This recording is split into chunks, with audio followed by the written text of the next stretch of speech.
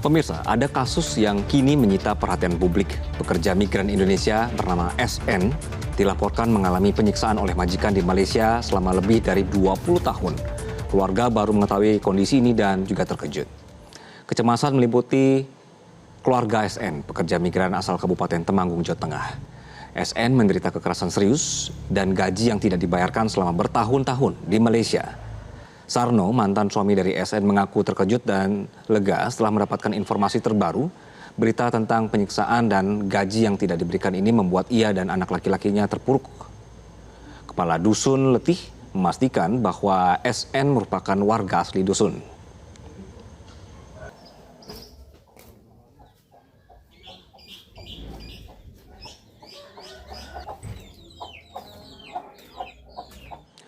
Sudah bergabung bersama kami pemirsa dari luar studio, Duta Besar Indonesia untuk Malaysia, Indra Hermono. Selamat siang, Pak Dubes.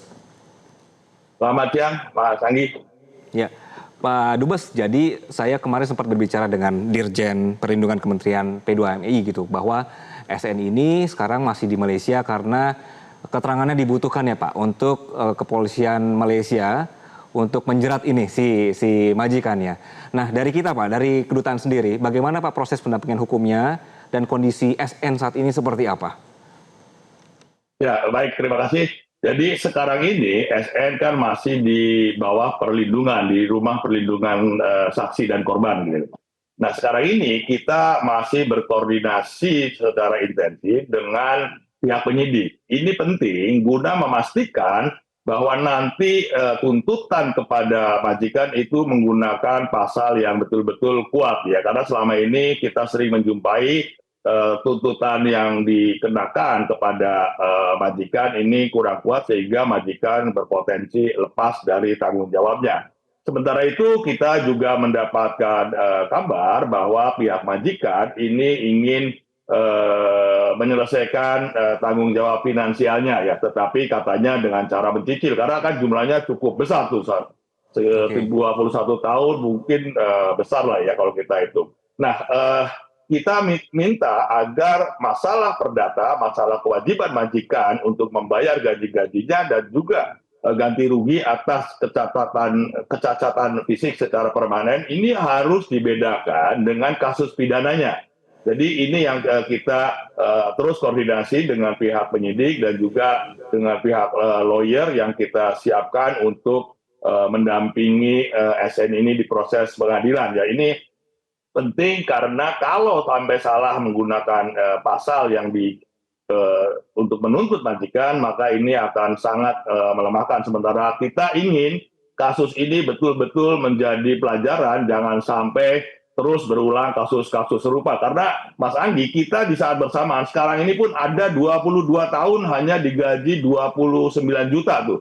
Ini pun sedang kita tangani. Jadi kalau tidak ada penegakan hukum yang betul-betul tegas, yang memberikan efek jerah kepada majikan, maka saya khawatir kasus-kasus seperti ini akan terus berulang. Oke. Pak Dubes, berarti sekarang ada dua ya yang dikejar ya. Satu adalah soal gajinya yang minta dibayarkan. Kedua adalah tuntutan bagaimana dia bertanggung jawab soal dampak dari perilaku sehingga menyebabkan cacat. Begitu ya Pak Dubes ya? Betul, jadi ini yang sedang kita koordinasikan bahwa harus dibedakan antara kasus perdata yaitu kewajiban finansial dan juga kasus pidananya. Jangan sampai kalau sudah dibayar gajinya katakanlah dia lolos dari jerat pidananya. Ini yang kita tidak mau karena ini tidak akan memberikan efek jerah kepada majikan-majikan yang memperlakukan pekerja kita secara sewenang-wenang, secara tidak berperi kemanusiaan. Oke, Pak Dubes, apa dampak penyiksaan dari majikan ini terhadap SN, Pak? Ya, kebetulan saya sudah ketemu dengan SN waktu itu dibawa ke KBRI. Pertama, memang ada kecacatan fisik secara permanen, itu bibirnya itu seperti sumbing gitu ya, cukup lebar. Padahal kalau kita lihat foto SN masa muda sebelum dia berangkat ke Malaysia itu normal. Dan menurut SN ini akibat dari dia disiram air panas ya, bibirnya itu sampai infeksi sehingga dokter harus mengoperasi deh, sehingga sekarang bentuknya seperti sumbing. Kemudian yang kedua, menurut pengakuan SN, dia ini juga tidak diberi makan secara cukup ya. Kadang-kadang diberi makan 1 hari sekali, kadang-kadang tidak diberi makan, dan ini terlihat dari fisiknya yang kelihatan sangat kurus. Jadi ini menunjukkan bahwa selama 21 tahun ini dia betul-betul dalam kondisi yang tersiksa lah ya. Selain itu juga harus bekerja keras. Dan ini Mas Andi, perlu diketahui bahwa yang melaporkan ini adalah anak majikannya yang dia urus oleh ASN sejak berumur 3 tahun. Jadi ini menunjukkan bahwa penderitaan yang dialami oleh ASN ini sudah demikian parah sehingga anaknya sendiri melaporkan orang tuanya. Padahal anaknya pasti tahu konsekuensi hukum yang akan dihadapi oleh orang tuanya. Jadi dari sini saja kita sudah bisa mendeteksi bahwa perlakuan yang diberikan, yang diterima oleh ASN ini betul-betul di luar batas kemanusiaan, sampai anaknya sendiri ibaratnya rela memberikan hukuman kepada orang tuanya. Ya, ini yang kita lihat ya. Baik, Pak Dubes, berarti kalau begitu kita bisa menggunakan anaknya dari majikan ini ya sebagai saksi ya untuk memperkuat dan supaya tidak lepas si pelaku ini dari pidananya. Ya, tentunya polisi akan menggunakan anaknya ini sebagai saksi kunci karena dialah yang melaporkan kepada kepolisian. Karena selama 21 tahun ini, menurut pengakuan SN, dia tidak keluar rumah sama sekali. Bahkan kalau ada tamu yang datang ke rumah majikan, dia itu disembunyikan di belakang. Nah, ini kan artinya dia betul-betul terkurung, tidak ada kebebasan, tidak pernah berkomunikasi dengan keluarganya, apalagi juga dengan orang-orang yang ada di sekitarnya. Dia tidak pernah keluar rumah kalau menurut pengakuan SN ya.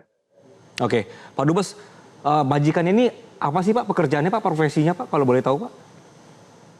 Kalau menurut keterangan yang kita terima, sebelumnya ini dia semacam direktur di perusahaan swasta, jadi ekonominya cukup baik.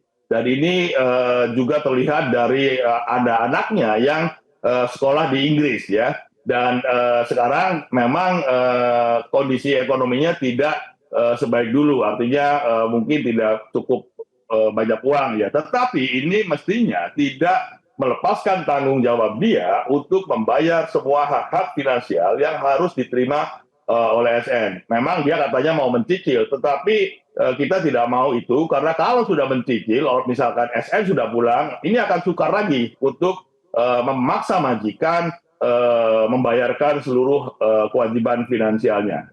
Baik, Pak Dubes, berarti kan nanti SN ini sangat membutuhkan ya Pak pendampingan dari pemerintah kita berkenan dengan nanti pulang ke Indonesia seperti apa, psikologisnya, kemudian tadi ada Bapak cerita, ada fisiknya juga terdampak. Nanti seperti apa Pak pendampingan yang diberikan oleh Indonesia Pak? Ya, pasti kita akan memberikan pendampingan semaksimal mungkin ya. Bahkan saya sudah perintahkan kepada staf, kalau memungkinkan nanti bibirnya itu direstorasi lah ya, artinya dipulihkan secara normal. Nanti tentu itu masalah medis. Yang pasti kita akan dampingi dia sampai kembali ke keluarganya di Temanggung sana. Jadi ini merupakan pelajaran yang saya kira penting bagi kita untuk memastikan jangan sampai kasus-kasus seperti ini terus berulang di Malaysia ini. Oke, itu nanti dibiayai oleh pemerintah kita begitu ya Pak ya? Ya kita upayakan lah, kalau itu pasti akan kita maksimalkan lah. Ini kan kemanusiaan ya. Insya Allah pemerintah akan memberikan yang terbaik, termasuk merestorasi atau memperbaiki bibirnya yang sekarang ini seperti maaf ya, kayak seperti sumbing ya, karena di sini ada lubang begitu yang cukup lebar ya. Oke. Pak Dubes, terima kasih banyak Pak untuk penjelasan lengkapnya dan terima kasih sudah mendampingi SN dengan baik di sana. Terima kasih sekali lagi. Selamat siang. Jelajahi cara baru mendapatkan informasi. Download Metro TV Extend sekarang.